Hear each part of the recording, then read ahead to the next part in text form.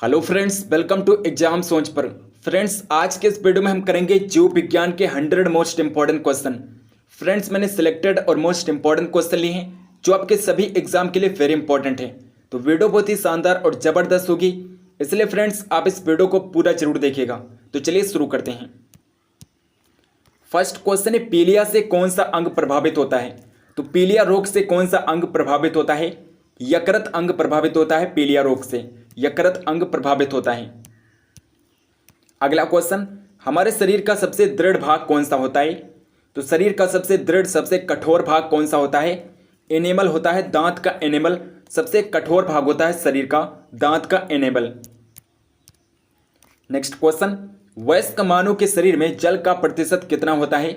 एक वयस्क मानव में जल का परसेंट कितना होता है? 60% होता है जल। एक वयस्क मानव में 60% जल पाया जाता है।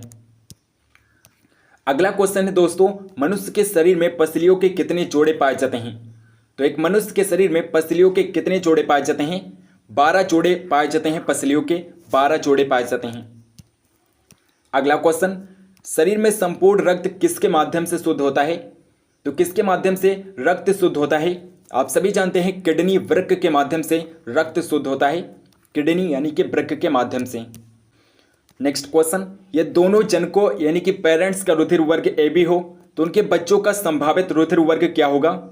तो उनके बच्चों का संभावित रुधिर वर्ग ए बी या फिर ए बी होगा। ए बी या फिर ए बी होगा अगर पेरेंट्स का रुधिर वर्ग ए बी है। अगला क्वेश्चन, कौन सी ग्रंथि मानव शरीर के तापमान को नियंत्रित करने में सहायता करती है?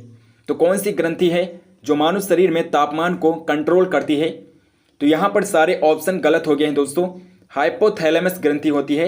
हाइपोथैलेमस ग्रंथि होती है जो मानव शरीर में हाइपोथैलेमस ग्रंथि होती है जो मानव शरीर में तापमान को नियंत्रित करती है। हाइपोथैलेमस ग्रंथि होती है और ये मस्तिष्क में पाई जाती है। नेक्स्ट क्वेश्चन, जठर ग्रंथि यानी कि गैस्ट्रिक ग्लैंड्स किस अंग में पाई जाती है? आमाशय में पाई जाती है। गैस्ट्रिक ग्लैंड्स आमाशय में पाई जाती है।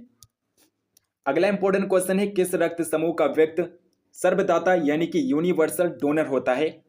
और रक्त समूह का व्यक्ति सर्वदाता होता है। नेक्स्ट क्वेश्चन, वृक्क यानी कि किडनी से प्रति मिनट औसत रक्त प्रवाह कितना होता है? 1 से 1.2 लीटर पर मिनट होता है। 1 से 1.2 लीटर पर मिनट होता है। अगला क्वेश्चन, पीयूष ग्रंथि यानी कि पिट्यूटरी ग्लैंड्स किस अंग में पाई जाती है? तो पीयूष ग्रंथि किस अंग में पाई जाती है? मस्तिष्क में पाई जाती है पीयूष ग्रंथि। अगला क्वेश्चन, मानव शरीर का कौन सा भाग अल्जाइमर रोग से प्रभावित होता है? तो अल्जाइमर रोग से कौन सा भाग प्रभावित होता है मानव शरीर का? मस्तिष्क है जो अल्जाइमर रोग से प्रभावित होता है। नेक्स्ट क्वेश्चन, रिसेरपिन नामक औषधि का प्रयोग किस लिए किया जाता है? तो रिसेरपिन नामक औषधि का प्रयोग किसके लिए किया जाता है? उच्च रक्तदाब को कम करने के लिए किया जाता है। रिसेरपिन नामक औषधि का प्रयोग उच्च रक्तदाब को कम करने के लिए किया जाता है।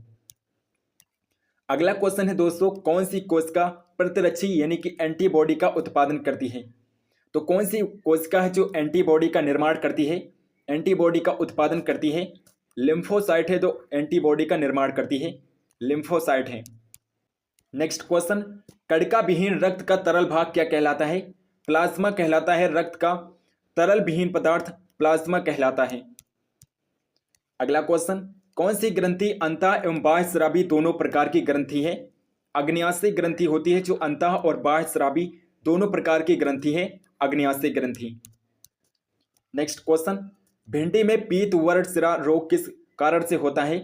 सफेद मक्खी से होता है। भिंडी में पीत वर्ण सिरा रोग सफेद मक्खी से होता है। अगला क्वेश्चन है, पायरेला किस फसल में लगने वाला कीट है? तो पायरेला गन्ने में लगने वाला कीट होता है। गन्ने में लगता है पायरेला कीट। नेक्स्ट क्वेश्चन, कार्ड मछली के यकृत तेल में कौन सा विटामिन प्रचुर मात्रा में पाया जाता है? विटामिन ए है जो कार्ड मछली के यकृत तेल में सबसे प्रचुर मात्रा में पाया जाता है, vitamin A. Next question, epithalamus किन ग्रंथियों से निर्मित होता है? तो एपिथैलेमस किन ग्रंथियों से निर्मित होता है?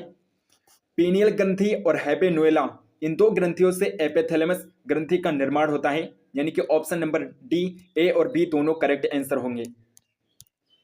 नेक्स्ट क्वेश्चन, कौन सा वर्णक मानव शरीर की त्वचा का रंग प्रदान करता है? तो मानव शरीर की त्वचा का रंग कौन सा वर्णक प्रदान करता है? मेलेनिन वर्णक है जो मानव शरीर की त्वचा का रंग प्रदान करता है। अगला इंपॉर्टेंट क्वेश्चन है, फेफड़ों के ऊपर का आवरण किसका बना होता है? प्यूरल मेम्ब्रेन का बना होता है। प्यूरल मेम्ब्रेन का फेफड़ों के ऊपर का आवरण बना होता है, प्यूरल मेम्ब्रेन से बना होता है। नेक्स्ट क्वेश्चन, मानव शरीर में किस अंग से हार्मोन के साथ साथ पाचक एंजाइमों का भी स्रावण होता है? तो मानव शरीर के किस अंग से हार्मोन के साथ साथ पाचक एंजाइमों का भी स्रावण होता है? अग्न्याशय से होता है। हार्मोन के साथ साथ पाचक एंजाइमों का स्रावण अग्न्याशय से होता है और अग्न्याशय से HCl का स्रावण होता है। नेक्स्ट क्वेश्चन, यकृत द्वारा किस प्रोटीन का संश्लेषण व संग्रहण किया जाता है? फाइब्रिनोजन और प्रोथ्राम्बिन। प्रोथ्राम्बिन और फाइब्रिनोजन प्रोटीन का संश्लेषण व संग्रहण किया जाता है यकृत के द्वारा। नेक्स्ट क्वेश्चन, वो बीमारी जिसमें मूत्र के साथ रक्त आता है क्या कहलाती है? हीमोटूरिया बीमारी है जिसमें मूत्र के साथ रक्त आता है। अगला क्वेश्चन है, सर्वाधिक CO2 का परिवहन किस रूप में होता है? बाइकार्बोनेट के रूप में, कार्बोनेट के रूप में, कार्बन मोनोऑक्साइड के रूप में, या फिर इनमें से कोई नहीं? तो किस रूप में CO2 का परिवहन होता है? बाइकार्बोनेट के रूप में CO2 का सर्वाधिक परिवहन होता है। अगला क्वेश्चन, वृक्क नलिकाओं के दरस्थ कंडलित भाग से मुख्यतः किसका पुनरावशोषण होता है? सोडियम क्लोराइड का पुनरावशोषण होता है। सोडियम क्लोराइड NaCl का पुनरावशोषण होता है। नेक्स्ट क्वेश्चन है, मांसपेशियों के रेशों में आवेग संचरण के लिए किस पदार्थ की आवश्यकता होती है? सोडियम पदार्थ की आवश्यकता होती है। मांसपेशियों के रेशों में आवेग संचरण के लिए सोडियम पदार्थ की आवश्यकता होती है। नेक्स्ट क्वेश्चन, ग्लाइकोलाइसिस चरण में कितने ATP अणुओं का शुद्ध लाभ होता है? 2 ATP अणुओं का शुद्ध लाभ होता है। ग्लाइकोलाइसिस प्रोसेस में 2 ATP अणुओं का शुद्ध लाभ होता है। नेक्स्ट क्वेश्चन है दोस्तों, लंबे समय तक उपवास रखने का सर्वाधिक प्रभाव शरीर के किस अंग पर पड़ता है? वृक्क पर पड़ता है। किडनीज पर सबसे अधिक प्रभाव पड़ता है जब कोई व्यक्ति लंबे समय तक उपवास रखता है। अगला क्वेश्चन, लैंगरहैंस की दीपिकाएं किस अंग में उपस्थित होती हैं? लैंगरहैंस की दीपिकाएं किस अंग में उपस्थित होती हैं? अग्न्याशय, पैनक्रियाज में उपस्थित होती हैं। अग्न्याशय में उपस्थित होती हैं। नेक्स्ट क्वेश्चन, प्रतिरक्षी यानी कि एंटीबॉडी क्या है? तो एंटीबॉडी क्या है? ग्लाइकोप्रोटीन होता है। एंटीबॉडी ग्लाइकोप्रोटीन होता है। अगला क्वेश्चन, रानीखेत रोग किससे संबंधित है? मुर्गियों की किट से, स्मट से, हेमाट्यूरिया से, या फिर A और B दोनों से? तो रानीखेत रोग किससे संबंधित है? इसका करेक्ट आंसर होगा दोस्तों ऑप्शन नंबर D, A और B दोनों मुर्गियों की किट और स्मट से संबंधित है रानीखेत रोग। अगला क्वेश्चन, यकृत में उपस्थित कौन सा पदार्थ मानव शरीर में रक्त को जमाने में मदद करता है? तो कौन सा पदार्थ है जो मानव शरीर में रक्त को जमाने में हेल्प करता है? हिपेरिन पदार्थ होता है जो रक्त को जमाने में हेल्प करता है। नेक्स्ट क्वेश्चन, पाचन क्रिया के समय आहार नाल में स्टार्च का अंतिम उत्पाद क्या है? ग्लूकोज होता है। स्टार्च का अंतिम उत्पाद ग्लूकोज होता है पाचन क्रिया में। Next question, gamma globulin injection का प्रयोग किस रोग के उपचार के लिए किया जाता है? हेपेटाइटिस रोग के उपचार के लिए गामा ग्लोबुलिन इंजेक्शन का प्रयोग किया जाता है। नेक्स्ट क्वेश्चन, सफेद कीट किस फसल का रोग है? सरसों का रोग होता है। सफेद कीट सरसों का रोग होता है।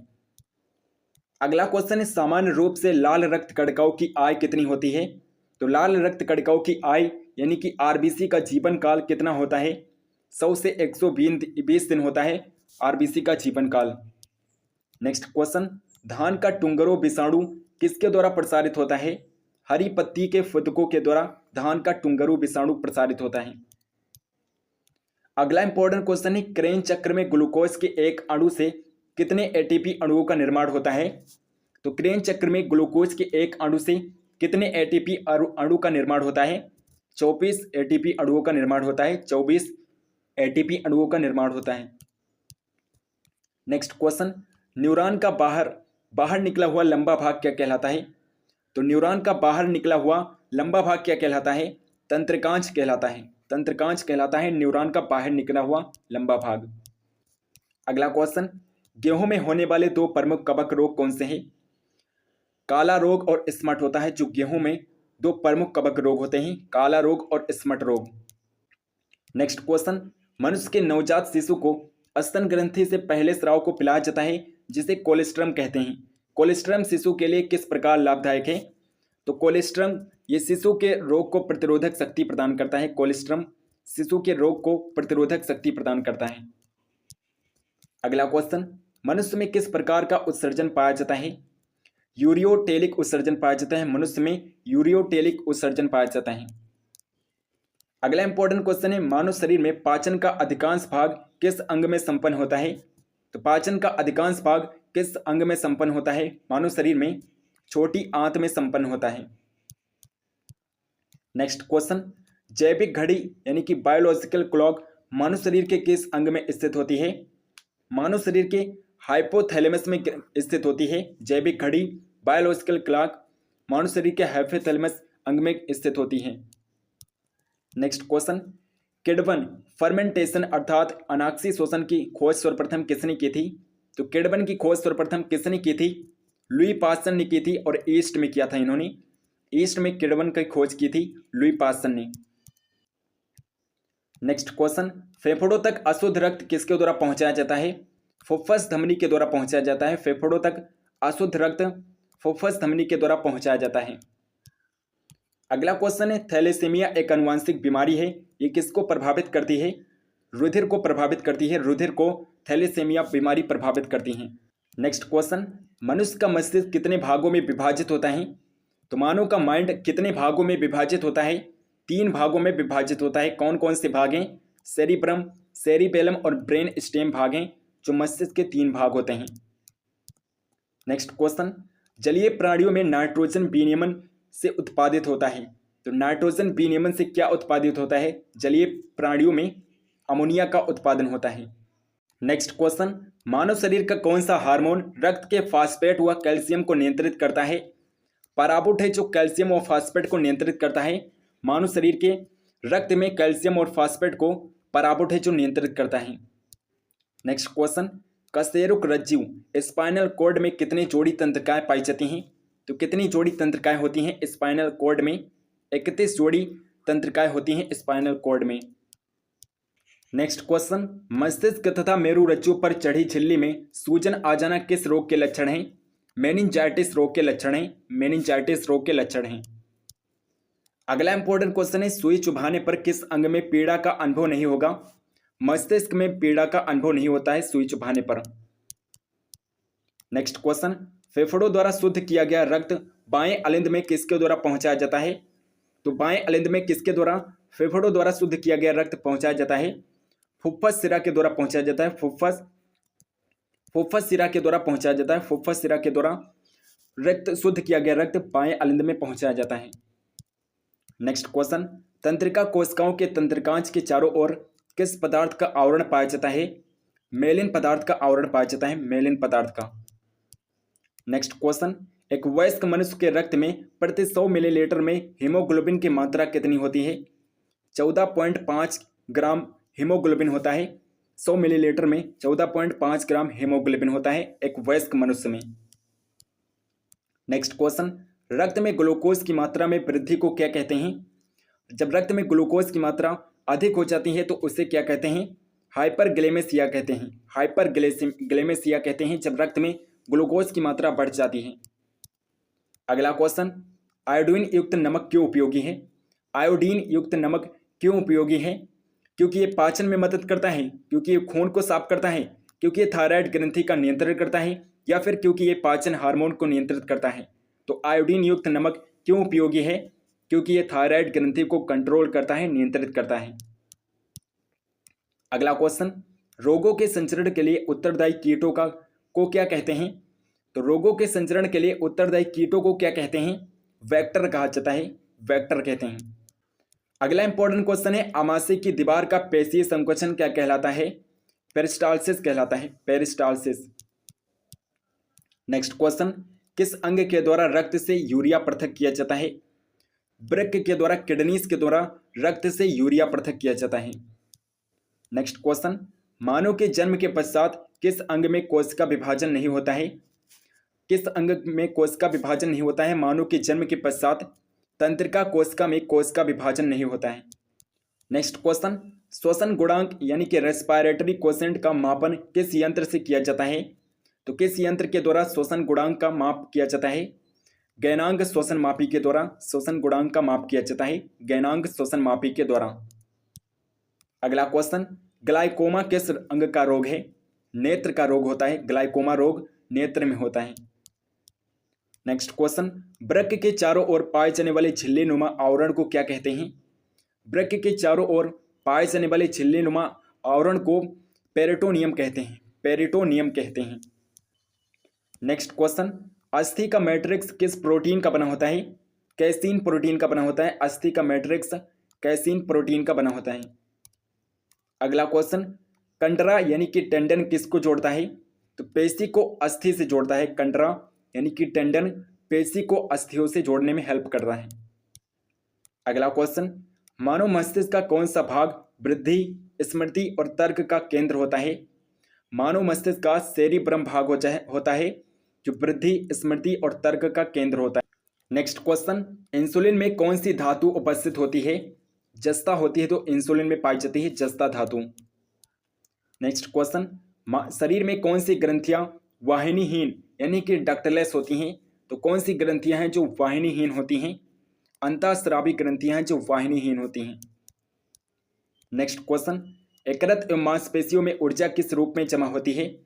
ग्लाइकोजन के रूप में जमा होती है। यकृत और मांसपेशियों में ऊर्जा ग्लाइकोजन के रूप में जमा होती है। नेक्स्ट क्वेश्चन है, मानव शरीर का सबसे बड़ा अंग कौन सा है? त्वचा होता है। मानव शरीर का सबसे बड़ा अंग त्वचा, स्किन होती है। अगला क्वेश्चन, मानव शरीर में छोटी आंत की होती है पानी के अवशोषण के लिए, अपचयित पदार्थों के मल के लिए या फिर प्रोटीन के भंडारण के लिए? तो छोटी आंत किस लिए होती है? अवशोषण के लिए छोटी आंत होती है मानव शरीर में। नेक्स्ट क्वेश्चन, श्वसन में वायु के किस घटक की मात्रा में कोई परिवर्तन नहीं होता है? नाइट्रोजन में कोई परिवर्तन नहीं होता है। श्वसन में वायु नाइट्रोजन में कोई भी परिवर्तन नहीं होता है। नेक्स्ट क्वेश्चन, बीसीजी का टीका नवजात शिशु को कब लगाया जाता है? तो नवजात शिशु को बीसीजी का टीका कब लगाया जाता है? जन्म के तुरंत बाद बीसीजी का टीका लगाया जाता है नवजात शिशु को। अगला इंपॉर्टेंट क्वेश्चन है, दो तंत्रिका कोशिकाओं के मिलन को क्या कहते हैं? सिनेप्स कहा जाता है। सिनेप्स कहते हैं दो तंत्रिका कोशिकाओं के मिलन को सिनेप्स कहते हैं। नेक्स्ट क्वेश्चन, एक वयस्क स्वस्थ मनुष्य द्वारा एक दिन में उत्सर्जित मूत्र की मात्रा है, तो एक दिन में कितना मूत्र का उत्सर्जन होता है? लगभग 1.5 लीटर मूत्र का उत्सर्जन होता है प्रतिदिन। नेक्स्ट क्वेश्चन, एक स्तनधारी में सबसे बड़ी ग्रंथि कौन सी होती है? यकृत ग्रंथि सबसे बड़ी ग्रंथि होती है मानव शरीर की। नेक्स्ट क्वेश्चन, मस्तिष्क की बीमारी को किससे पहचाना जाता है? विद्युत मस्तिष्क लेप के द्वारा मस्तिष्क की बीमारी को पहचाना जाता है।